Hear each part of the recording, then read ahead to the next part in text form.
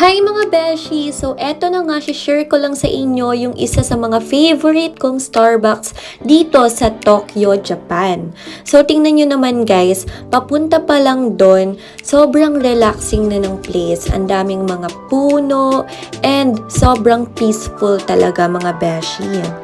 Tingnan nyo naman guys, kung ganito ba naman yung view nyo habang nagkakape kayo, ewan ko na lang talaga kung hindi kayo ma-relax.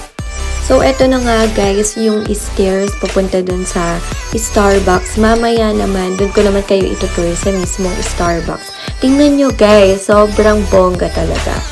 Worth it naman yung pag-akyat natin ng stairs guys. Hindi nyo naman mararamdaman yung pagod kasi malamig naman dito. So, eto na nga mga beshi, malapit na tayo sa entrance ng Starbucks. Excited na ba kayo? Kung nasa Tokyo kayo mga beshi, huwag niyong kalimutang pumunta dito dahil sigurado ako na magugustuhan nyo yung place na to. Entrance pa lang mga beshi, panalo na, may automatic sliding door sila. Kaya ano pang hinihintay nyo mga beshi, punta na din kayo dito at mag-relax. Ang ganda ng view, diba?